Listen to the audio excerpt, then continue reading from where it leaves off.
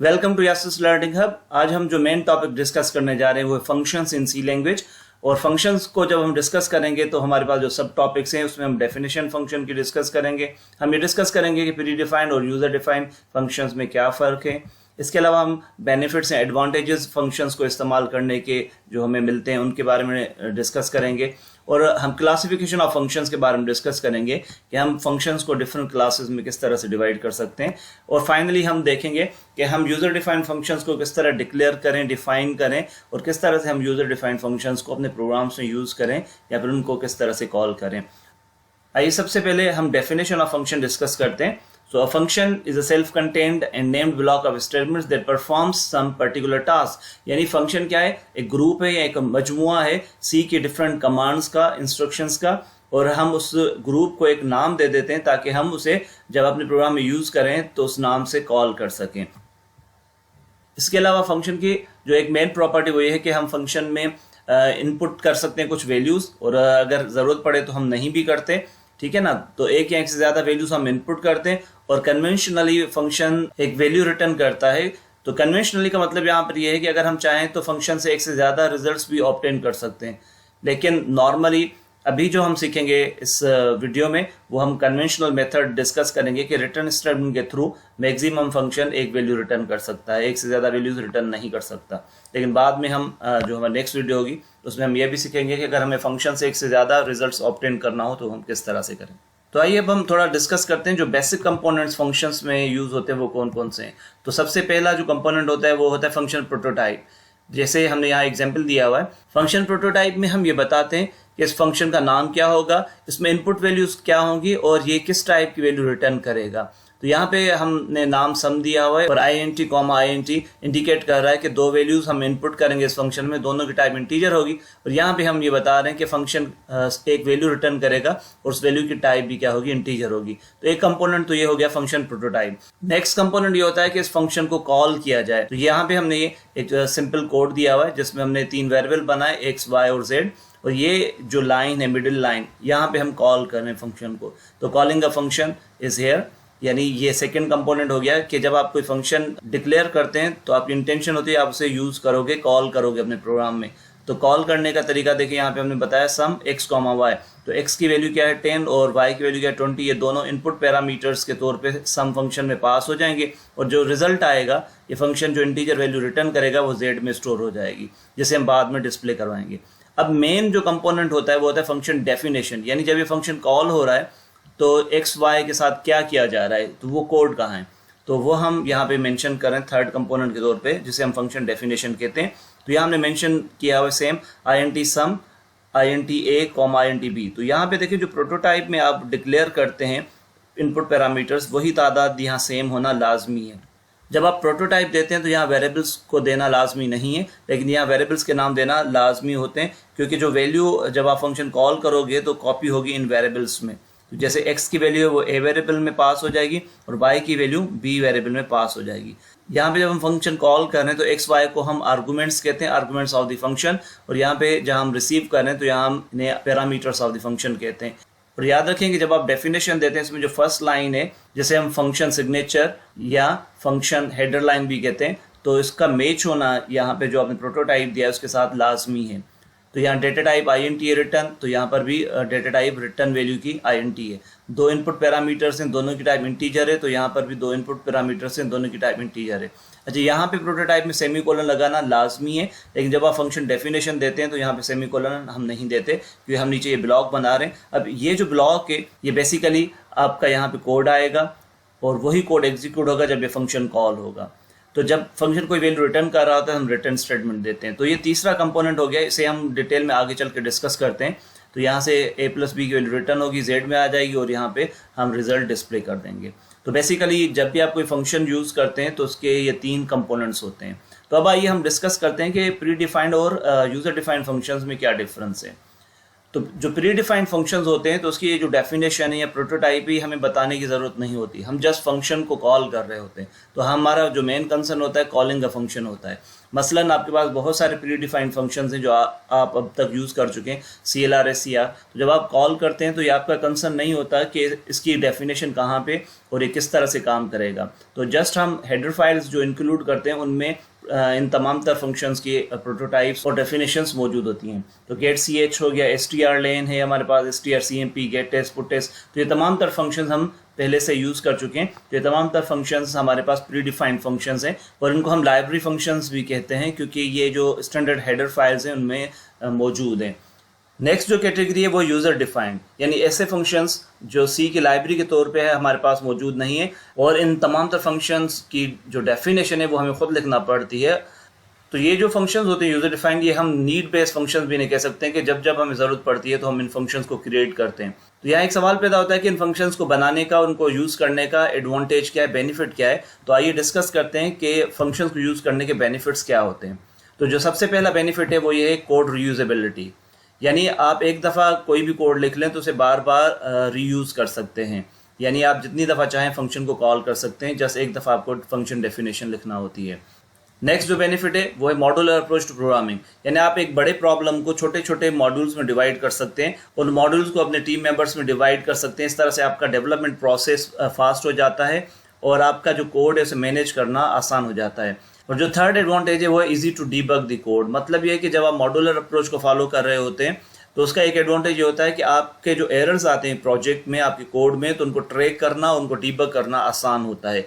और अगर आप एक फंक्शन 10 जगह पे कॉल कर रहे हैं, यानी एक कोड है जो आपको 10 टाइम्स रिपीट करना था एक प्रोग्राम में, ठीक है, तो अगर आप उसको फंक्शन के तौर पे यूज़ कर रहे हैं तो अगर आपके उस कोड में कहीं पर कोई मिस्टेक है तो आप एक जगह सिर्फ फंक्शन डेफिनेशन में करेक्शन करेंगे तो हर जगह वो करेक्शन ऑटोमेटिकली हो जाएगी।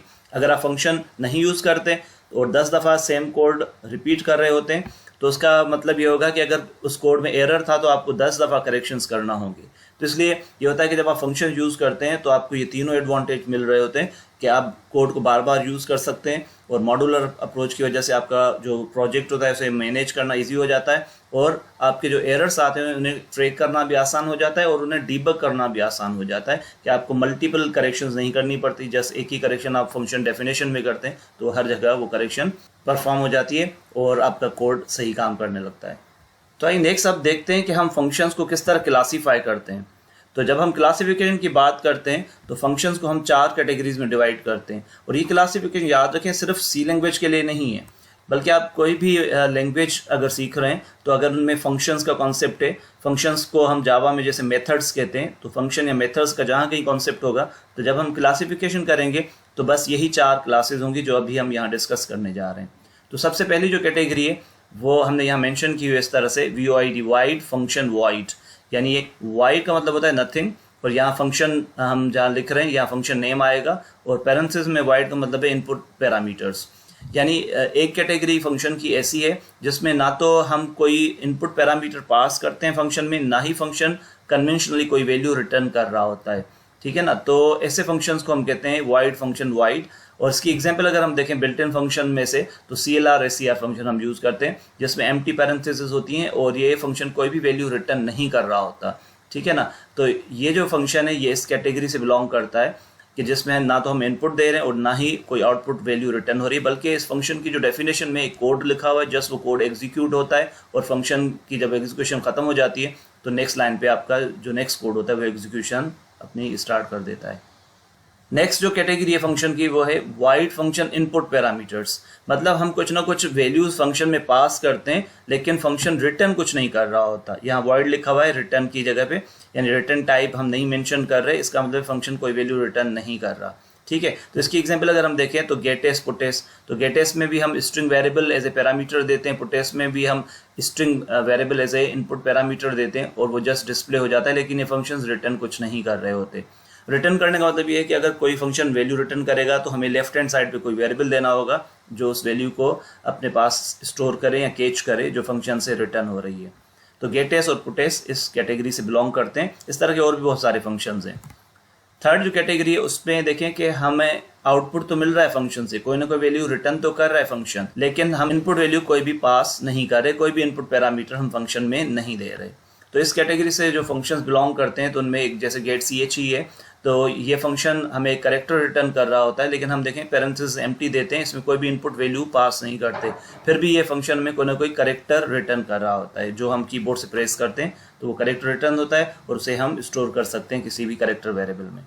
लास्ट जो कैटेगरी है उसमें फंक्शन कोई ना कोई वैल्यू रिटर्न भी कर रहा होता है और उस फंक्शन में कुछ ना कुछ इनपुट पैरामीटर्स भी होते हैं, यानी हम फंक्शन में कोई वैल्यूज पास कर रहे होते हैं और फंक्शन उन पे कोई ऑपरेशन परफॉर्म करने के बाद फाइनली कोई एक वैल्यू रिटर्न कर रहा होता है।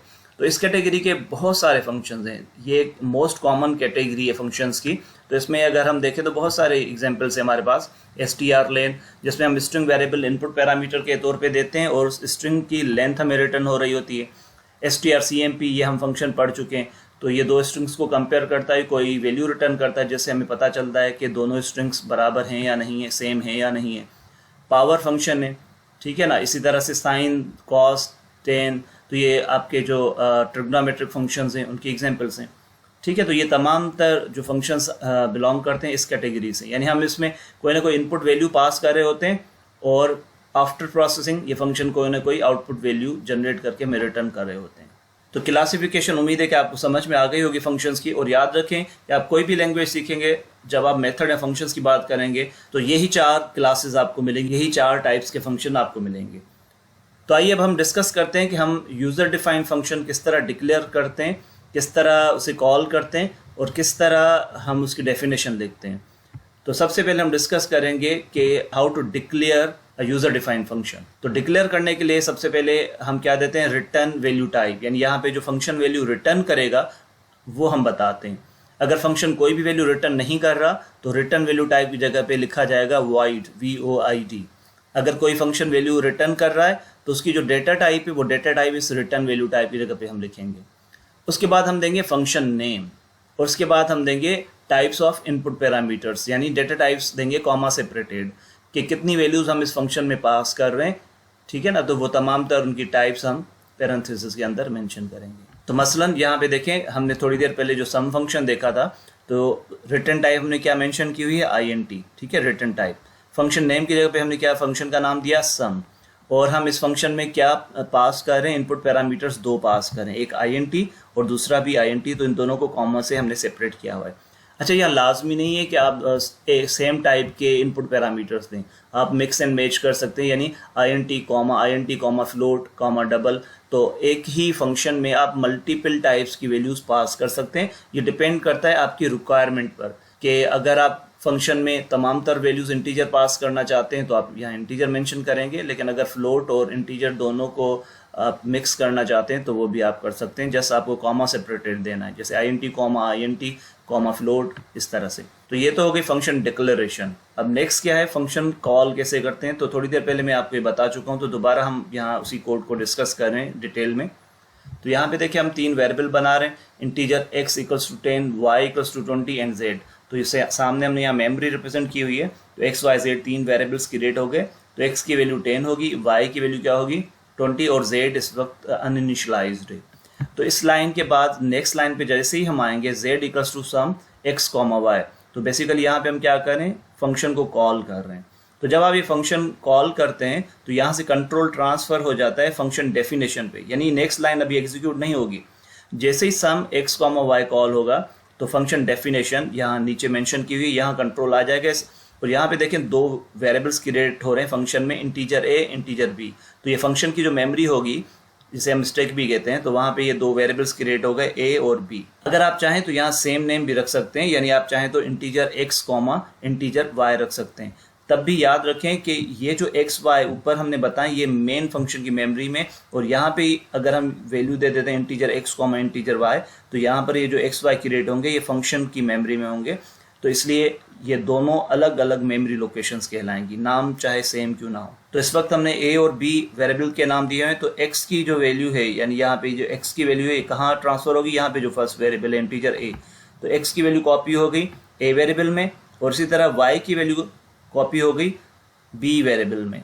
तो यानी इसको हम कहते हैं पासिंग वैल्यूज टू फंक्शन। तो यहाँ पे एक्स वाई को हम कहेंगे फंक्शन आर्गूमेंट्स, और ये हमारे फंक्शन पैरामीटर्स हैं जो रिसीव कर रहे हैं एक्स और वाई की वैल्यू को। अब जब फंक्शन की जो मेमोरी है वहाँ पे जो ए बी वेरिएबल है उनमें वैल्यूज आ चुकी हैं, तो रिटर्न स्टेटमेंट हम यूज़ करते हैं जब कभी हमें कोई वैल्यू रिटर्न करना हो फंक्शन में। तो अगर आपका यहाँ पे void लिखा होता है जैसे प्रोटोटाइप में, ठीक है ना, तो यहाँ पर भी हमने मेंशन किया हुआ है अगर int की जगह पे void है तो हम रिटर्न स्टेटमेंट इस्तेमाल नहीं करते। लेकिन अगर यहाँ पे कोई भी आप डेटा टाइप देते हैं, इसका मतलब ये होगा कि ये फंक्शन कोई ना कोई वैल्यू रिटर्न कर रहा है। तो जब फंक्शन कोई वैल्यू रिटर्न करता है तो रिटर्न स्टेटमेंट देना लाजमी है। तो हमने यहाँ लिखा है रिटर्न a प्लस बी, तो a और b दोनों को सम किया जाएगा, तो 10 प्लस 20 30 हो गए। और अब ये 30 क्या होंगे, सम होने के बाद यहाँ से 30 वैल्यू रिटर्न होगी, तो रिटर्न कहाँ होगी, जहाँ से फंक्शन को कॉल किया गया था। तो 30 यहाँ वापस रिटर्न होंगे राइट साइड पे, और ये स्टोर होंगे जाके लेफ्ट हैंड साइड पे जो वेरिएबल है z। तो जैसे ये लाइन एग्जीक्यूट होगी, कंप्लीट होगी फंक्शन कॉल, तो उसके बाद आप देखें कि z में वापस वैल्यू आ चुकी है क्या 30, और ये जो मेमोरी थी फंक्शन की, तो जैसे फंक्शन अपनी एग्जीक्यूशन ख़त्म करेगा तो फंक्शन मेमोरी डिस्ट्रॉय हो जाएगी और ये मेमोरी रिलीज़ हो जाएगी। और इस वक्त देखें 30 वैल्यू आ चुकी है। तो जैसे इस लाइन की एग्जीक्यूशन कंप्लीट होगी तो उसके बाद हम नेक्स्ट लाइन पे आएंगे और प्रिंट स्टेटमेंट एग्जीक्यूट होगी, और जैसे प्रिंट स्टेटमेंट एग्जीक्यूट होगी तो आउटपुट क्या आएगा आपके पास, सम ऑफ 10 एंड 20 इज 30। तो ये आपने देखा कि हम किस तरह से फंक्शन डिक्लेयर करते हैं। सबसे पहले प्रोटोटाइप देते हैं और यहाँ प्रोटोटाइप में सेमीकोलन देना लाजमी है, और उसके बाद हमने देखा फंक्शन को कॉल किस तरह करते हैं, और यहाँ पे हमने फंक्शन डेफिनेशन दी हुई है।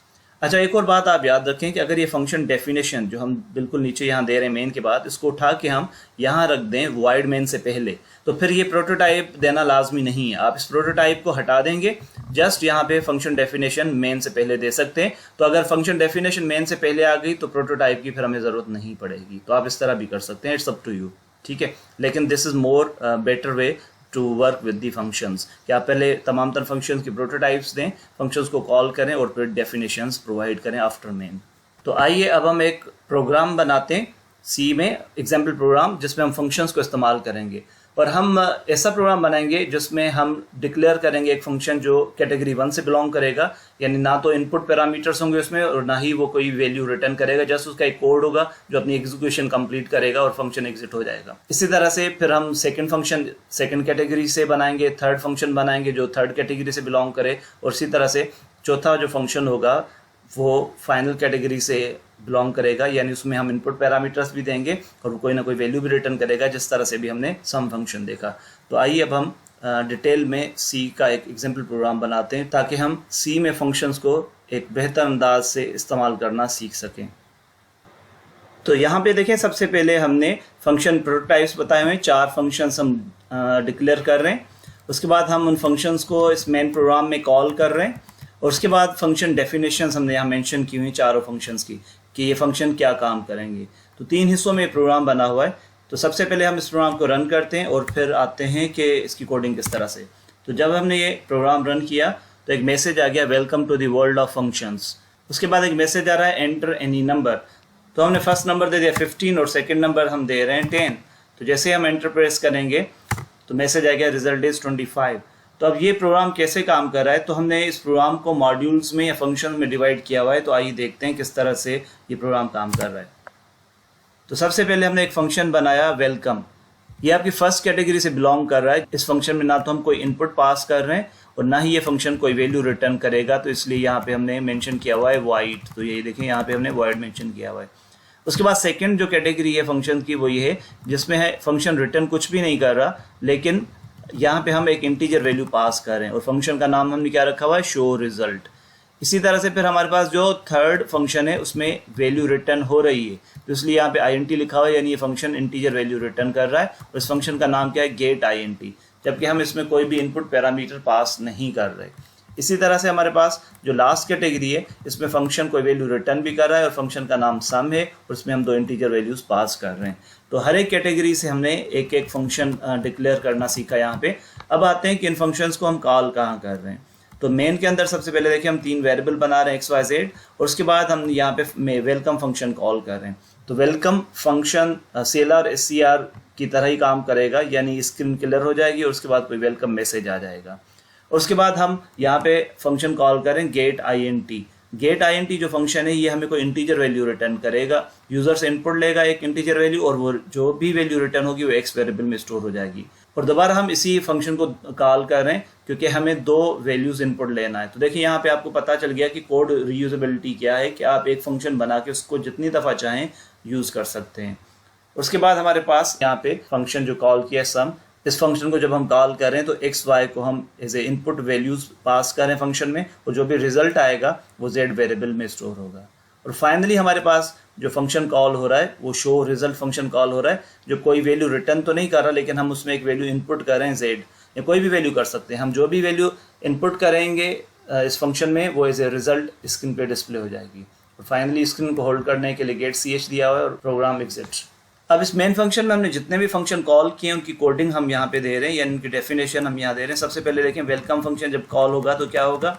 जैसे ही वेलकम फंक्शन कॉल होगा तो सबसे पहले स्क्रीन रेस हो जाएगी। स्क्रीन रेस होने के बाद मैसेज आ जाएगा welcome to the world of functions. तो दैट्स इट, ये हमने कोड दिया हुआ है वेलकम फंक्शन का।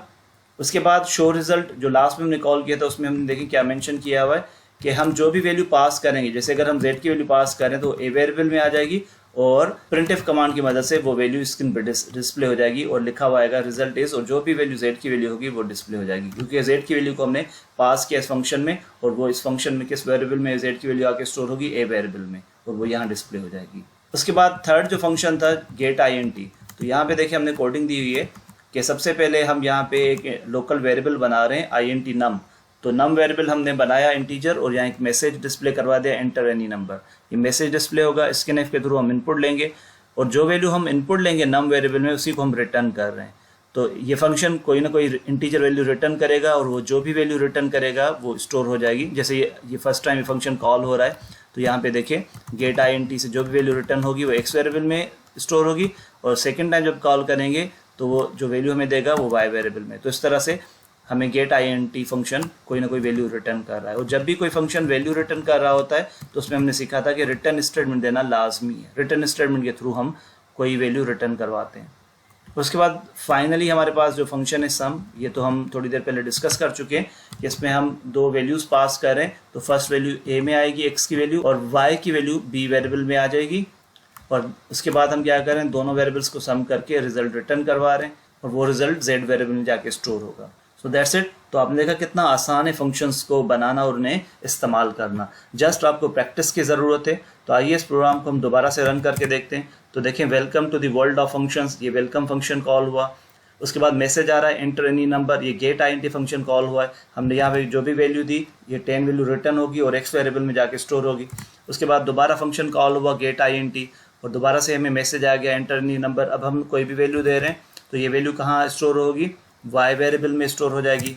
और उसके बाद सम फंक्शन कॉल हुआ और सम फंक्शन ने दोनों वैल्यूज़ को सम करके रिटर्न किया जेड वेरिएबल में। और finally show result function call हुआ जिसकी मदद से ये मैसेज आ रहा है रिजल्ट इज़ 50। तो रिकेप देख लें कि सबसे पहले हमने फंक्शन डिक्लेयर किए, यहाँ पे प्रोटोटाइप्स हम बता रहे हैं। उसके बाद हम मेन के अंदर फंक्शंस को कॉल कर रहे हैं। उसके बाद हम मेन के बाद फंक्शन डेफिनेशंस दे रहे हैं तमाम तर। अगर आप चाहें तो इन डेफिनेशंस को इन प्रोटोटाइप्स की जगह पे दे सकते हैं, फिर इन प्रोटोटाइप्स को देने की कोई ज़रूरत नहीं है, आप डायरेक्टली डेफिनेशन वाइड मेन से पहले लिख सकते हैं। इसके अलावा अगर आप चाहें तो आपने जितने भी अपने फंक्शंस बनाए इनको आप किसी हेडर फाइल में कन्वर्ट कर सकते हैं, ताकि जैसे आप बिल्ट इन फंक्शन यूज़ करते हैं उसी तरह से आप इन फंक्शंस को यूज़ कर सकें। और वो हेडर फाइल आप अपने फ्रेंड्स या दूसरे लोगों के साथ शेयर कर सकते हैं, और वो भी आपके बनाए हुए फंक्शंस को अपने प्रोग्राम्स में ईजिली इस्तेमाल कर सकते हैं। तो इन फंक्शंस को हम हेडर फाइल्स में किस तरह कन्वर्ट करें, तो उसके लिए आप इस चैनल को सब्सक्राइब करें और बेल आइकन पे क्लिक करें, ताकि जब मैं वो वीडियो बनाऊं तो उसकी इन्फॉर्मेशन आप तक पहुंच सके। और ये वीडियो अगर आपको पसंद आई हो तो लाइक करना मत भूलिएगा। Thank you for watching. मिलते हैं फिर एक और वीडियो के साथ।